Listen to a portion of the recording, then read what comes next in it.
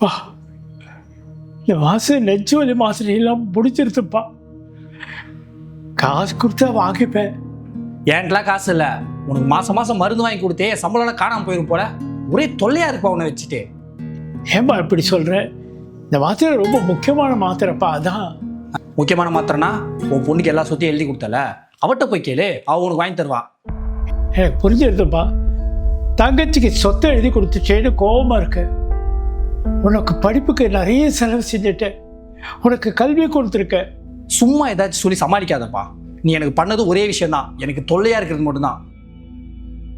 என் பொண்டாட்டி வேற உன்னை அடித்து வீட்டை விட்டு துரத்த சொல்கிறா. பா நான் ஒன்று சொல்கிறேன், நீ என் கூட வந்துரு. உன்னை நல்ல ஆசிரமாக பார்த்து நானே சேர்த்து விட்டுறேன். உனக்கு எதுக்குப்பா கஷ்டம்?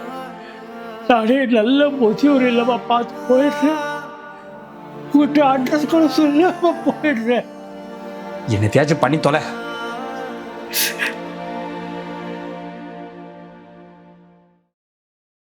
வணக்கம் சார், நீங்கள் தான் மிஸ்டர் ராஜு சார்? நான் சொல்லுங்கள். என்னோட பேர் ஆனந்தி, நான் இன்சூரன்ஸ் கம்பெனிலேருந்து வந்திருக்கேன். உங்ககிட்ட கொஞ்சம் முக்கியமான விஷயம் பேசுங்க. சரி உள்ள வாங்க. சுந்தரம் உங்கள் அப்பா தானே சார்? ஆமாம், அவர் எங்கள் அப்பா தான். ஆனால் இப்போ அவர் இங்கே இல்லையே.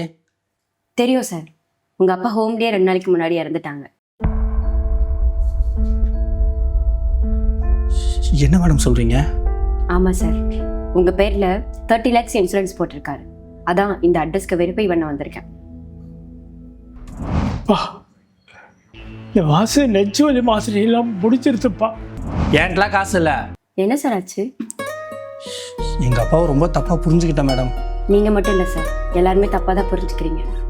உங்கள் அப்பா என்னோட கிளாஸ் டீச்சர். ஆனால் இப்படி ஹோமில் போய் சாவார்னு எதிர்பார்க்கல. ரொம்ப நல்ல மனுஷன். நான் தான் மேடம் எங்கள் அப்பாவை கொன்னுட்டேன். இருக்கும்போது விட்டுட்டு இப்போ ஃபீல் பண்ணுறீங்க. இன்னைக்கு எங்களை மாதிரி பசங்களாம் நல்லா இருக்காங்க, அதுக்கு காரணமே உங்கள் அப்பா தான். ஏன் இன்னைக்கு உங்கள் அப்பா கொடுத்த கல்வி இல்லைன்னா நீங்கள் ஒன்றுமே இல்லை. எல்லாருக்குமே சின்ன வயசுலேருந்து அப்பா ஹீரோவாக இருக்கும்.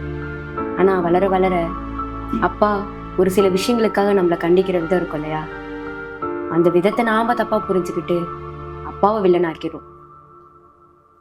அப்பா நமக்கு கொடுக்குற மதிப்பும் கண்டிப்பும் அது இப்போ புரியாது, வளர வளரதான் புரியும். ஆனால் ஒன்று சார், இந்த உலகத்திலேயே நம்மளை விட பெரிய ஆளாக வரணும்னு எதிர்பார்க்குற ஒரே ஆள் நம்ம அப்பா தான் சார். இதெல்லாம் உங்களுக்கு இப்போ புரியாது சார், நீங்கள் ஒரு நாள் அப்பாவாகும் போது தான் உங்களுக்கு புரியும்.